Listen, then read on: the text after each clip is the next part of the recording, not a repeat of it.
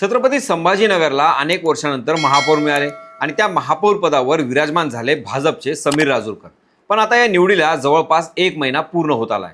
या एका महिन्यात नेमकं शहरात काय बदललं? महापौर झाल्यानंतर समीर राजूरकरांनी पाणी प्रश्नावर पहाटेच पाहणी केली, युवकांशी संवाद साधला आणि 100 दिवसांचा अजेंडा जाहीर केला.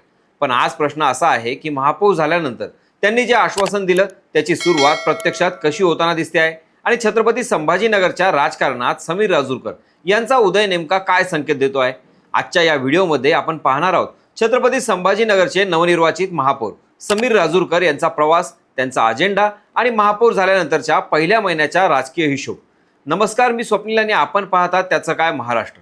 छत्रपती संभाजीनगर महानगरपालिकेतील महापौर पदाची निवडणूक ही फक्त एक निवडणूक नव्हती, तर ती शहराच्या राजकीय इतिहासातील एक महत्त्वाचा टप्पा ठरली. कारण तब्बल 10 वर्षांनंतर या महापालिकेत पुन्हा एकदा लोकप्रतिनिधींचं नेतृत्व आलं. कोरोना महामारी, प्रशासकीय कारणं आणि निवडणूक प्रक्रियेतील विलंब यामुळं महापालिका अनेक वर्ष ही प्रशासकांच्या ताब्यात होती. त्यामुळे शहरातील अनेक प्रश्न प्रलंबितच राहिले होते. अशा परिस्थितीत जेव्हा महापौर आणि उपमहापौर पदासाठी निवडणूक झाली तेव्हा संपूर्ण राज्याचं लक्ष संभाजीनगरकडे लागलं होतं. कारण ही निवडणूक केवळ शहरापुरती मर्यादित नव्हती, तर महायुती आणि विरोधक यांच्यातील राजकीय ताकदीची चाचणी देखील होती. या निवडणुकीत भाजपचे समीर सुभाष राजूरकर यांची छत्रपती संभाजीनगरचे महापौर म्हणून निवड झाली. त्यांनी 70 मते मिळवत विजय मिळवला. त्यांच्या विरोधात MIMचे अशोक हिवराळे होते, ज्यांना 37 मते मिळाली. या मतदानात भाजपच्या 57 नगरसेवकांसोबत शिवसेनेच्या 13 नगरसेवकांनी समीर राजूरकर यांच्या बाजूनं मतदान केलं. त्यामुळं महायुतीचं गणित स्पष्ट दिसून आलं. दुसरीकडे शिवसेना उद्धव ठाकरे गटाचे 6 सदस्य आणि वंचित बहुजन आघाडीचे 4 सदस्य हे तटस्थ राहिले. या सगळ्या मतदानातून एक गोष्ट स्पष्ट झाली, संभाजीनगरच्या राजकारणात आता महायुतीचं वर्चस्व मजबूत होताना दिसत आहे. महापौर पदाची निवडणूक होत असताना सभागृहात राजकीय वातावरण देखील तितकंच रंगलेलं होतं. MIMचे नगरसेवक शेरवानी आणि हिरवा फेटा बांधून आले होते, तर भाजपचे नगरसेवक भगवा फेटा आणि मोदी जॅकेट घालून आले होते. सभागृहात मोठा बंदोबस्त ठेवण्यात आला होता. मंत्री अतुल सावे, संजय शिरसाट, डॉक्टर भागवत कराड यांसारखे नेते देखील यावेळी उपस्थित होते. या निवडणुकीचं राजकीय महत्त्व किती मोठं होतं हे स्पष्ट होतं. पण समीर राजूरकर यांच्या विजयाची कहाणी इथे सुरू होत नाही. त्यांचा प्रवास जवळपास 3 दशकांचा आहे. 1995 मध्ये एका छोट्या वॉर्डाच्या अध्यक्षपदापासून त्यांनी राजकारणाची सुरुवात केली.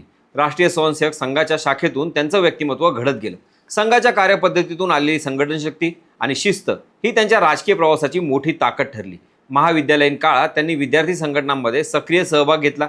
त्यानंतर भारतीय जनता पक्षाच्या संघटनात्मक कामात त्यांनी मोठं योगदान दिलं. अनेक वेळा ते पडद्यामागे राहून रणनीती आखत होते. छत्रपती संभाजीनगरमध्ये 2024च्या लोकसभा आणि विधानसभा निवडणुकांमध्ये भाजपला जे यश मिळालं त्यामध्ये समीर राजूरकर यांचं नियोजन महत्त्वाचं मानलं जातं. त्यामुळे पक्षात त्यांना रणनीतिकार किंवा चाणक्य म्हणूनही ओळख मिळाली. यापूर्वी 2 वेळा नगरसेवक म्हणून काम केल्यामुळे महापालिकेतील प्रशासन विभाग आणि शहराच्या समस्या यांची त्यांना प्रत्यक्ष माहिती आहे. शहरातील गल्लीबोळातील प्रश्न ओळखून आहेत. म्हणूनच जेव्हा महापौर पदासाठी त्यांचं नाव पुढे आलं तेव्हा भाजपमध्येही हा निर्णय एक अभ्यासू आणि संघटनशील कार्यकर्त्याला दिलेली संधी म्हणूनच पाहिला गेला. विशेष म्हणजे राजूरकर यांचा प्रवास हा राजकीय घराण्यातून सुरू झालेला नाही. महाराष्ट्राच्या राजकारणात अनेकदा वारसा हक्काने पदं मिळाल्याची चर्चा होती, पण समीर राजूरकर यांचं उदाहरण वेगळं आहे. स्वयंसेवक ते महापौर असा प्रवास त्यांनी स्वतःच्या कामाच्या जोरावर केला आहे. महापौर झाल्यानंतर त्यांनी घेतलेली पहिली पावलंही लक्षवेधी ठरली. अनेकदा राजकीय पद मिळाल्यानंतर जल्लोष, मिरवणुका आणि उत्सव दिसतात, पण समीर राजूरकर यांनी वेगळा मार्ग निवडला. महापौर पदाची शपथ घेतल्यानंतर लगेच ते कामाला लागले. मुंबईत मुख्यमंत्र्यांची भेट घेऊन परतल्यावर पहाटे 6 वाजता ते संभाजीनगरात आले आणि फक्त तासाभरात 7 वाजता त्यांनी शहरातील पाणी पुरवठ्याची पाहणी सुरू केली. कोणालाही न सांगता त्यांनी चिकलठाणा परिसरात जाऊन पाणी पुरवठ्याची स्थिती पाहिली. या अचानक भेटीमुळे अधिकाऱ्यांची भांबेरी उडाली. शहरात सध्या 8 ते 10 दिवसांनी पाणी पुरवठा होत आहे. उन्हाळा सुरू होताच ही समस्या आणखी गंभीर होते. त्यामुळे पाणी हा संभाजीनगरच्या राजकारणातील सर्वात मोठा मुद्दा मानला जातो. कित्येक महापौर आले, कित्येक आमदार खासदार आले. सगळ्यांनी या पाणी प्रश्नावर निवडणूक लढवली, पण इथल्या पाण्याची लाईन अजूनही कुणाच्या हाती लागलेली नाही. आता राजूरकर यांनी महापौर झाल्यानंतर सर्वप्रथम हाच प्रश्न हाताळण्याचा निर्णय घेतला. आयुक्तांसोबत बैठक घेऊन पाणी पुरवठा सुधारण्याची योजना त्यांनी जाहीर केली.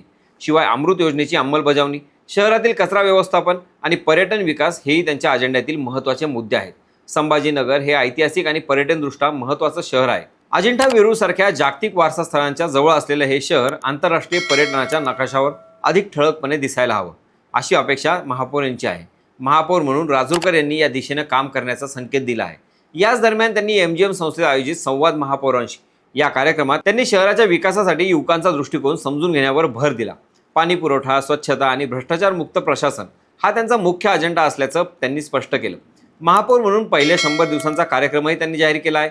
या 100 दिवसात पाणी पुरवठ्याचा गॅप कमी करणे, कचरा व्यवस्थापनाबाबत जनजागृती आणि महानगरपालिका यंत्रणा अधिक सक्षम करणे हा त्यांचा प्राधान्यक्रम आहे. त्यांनी स्पष्ट सांगितलं आहे की शहर स्वच्छ करण्यासाठी केवळ प्रशासन पुरेसं नाही, लोकसहभागही तितकाच महत्त्वाचा आहे. संभाजीनगरला स्वच्छतेच्या बाबतीत देशातील पहिल्या 10 शहरांमध्ये आणण्याचं लक्ष्य त्यांनी व्यक्त केलं आहे. राजकीय दृष्टिकोनातून पाहिलं तर समीर राजूरकर यांची निवड ही महायुतीसाठी महत्त्वाची आहे, कारण संभाजीनगर हे पूर्वी शिवसेनेचा मजबूत गड मानलं जात होतं. पण आता परिस्थिती बदलताना दिसते. भाजप आणि शिंदे गटाच्या युतीमुळे शहरातील सत्ता समीकरणंही बदलली आहेत. उपमहापौर पदावर शिवसेना शिंदे गटाचे राजेंद्र जंजाळ निवडून आले आहेत. त्यामुळे महायुतीचं एकत्रित नेतृत्व महापालिकेत दिसत आहे. दुसरीकडे MIM आणि इतर विरोधी पक्षांनी या निवडणुकीत वेगळं गणित मांडण्याचा प्रयत्न केला, पण त्यांना अपयश आलं. याचा अर्थ असा की पुढील काही वर्षात संभाजीनगरच्या राजकारणात महायुतीचा प्रभाव वाढण्याची शक्यता आहे. पण राजकारणात परिस्थिती कायम एकसारखी राहत नाही. शहरातील प्रश्न, प्रशासनाची कामगिरी आणि जनतेचा प्रतिसाद यावरच पुढची राजकीय समीकरणं ठरणार आहेत. समीर राजूरकर यांच्यासाठी ही मोठी संधी आहे, कारण रणनीतिकार म्हणून त्यांनी आतापर्यंत इतरांना जिंकवलं आहे, पण आता शहराच्या विकासातून स्वतःला सिद्ध करण्याची वेळ आली आहे.